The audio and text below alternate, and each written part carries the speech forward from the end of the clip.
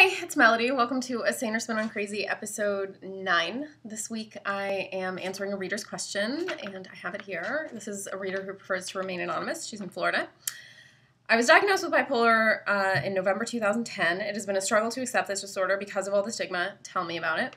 I'm supposed to be on medication but refuse it. You're not alone. I did read your book about your struggles with bipolar disorder and felt like I could totally relate. I hope you're not alone in that either. What I was wondering was, how did you get used to your medication and the shame that came with being bipolar? Great question. The medication. So it's not so much about getting used to a medication. It's great if you can find a medication that works for you. It's important to know that bipolar is a spectrum. Wherever you fall on it, you may not require prescription medication for wherever you are on that. You may require it. There's no rule because we don't know how these medications work for the most part, and we don't know why they work for one person and don't work for another, and there are cases where medication will make things worse. So there's no rule. That's all I'm saying. And then to know that is important, and to know that once you start trying a medication, you need to work with your doctor. You need to be able to say, I am willing to tolerate this side effect. I'm not willing to tolerate that one. For example, I was on a medication once that made me forget words.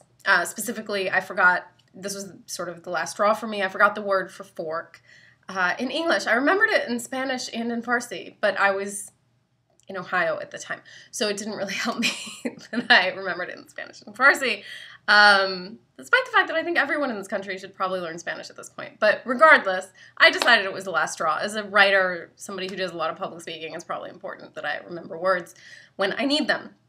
So I did, while I was on that medication, get very good at circumlocuting. Regardless, you just need to know what you're willing to tolerate and what you're not. A lot of the side effects that are in terms of brain fogginess and things like that, I wasn't willing to take. Some of them have, for some people, some medications can cause extreme metabolic side effects. It's also important to know that if you're with a psychiatrist, working with a psychiatrist whose solution to everything is a new medication or a higher dose of a medication, you may want to stop and talk to that person and say, why do you always want to add? Why isn't subtracting a possibility? Because sometimes the best thing that you can do is take less.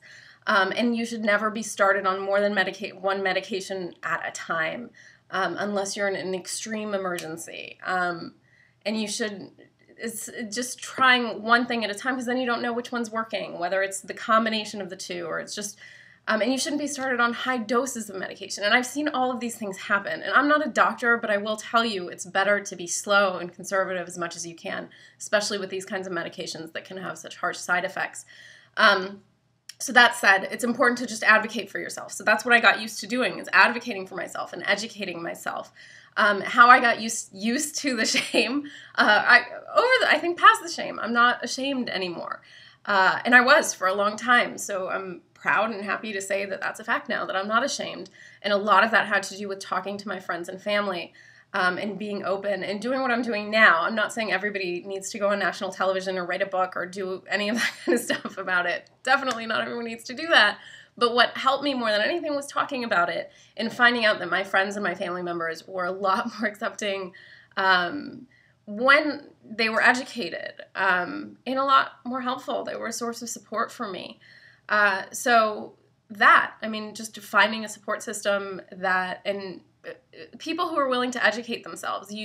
I think there are certain people who would have told me, you know, you can pray yourself your way out of this, and not to say faith has been a big part of my recovery. For sure it has, but I don't believe in just a one-pronged effort. If you can control your diet and exercise and medication and just you have all these things at your, all these resources at your disposal, why wouldn't you use all of them if they can help? So yeah, but I knew people who I knew if I told them about it and tried to get support through them, that their solution would just be to pray my way out of it. And those people, I just decided, were probably not the people I would rely on for support in that case.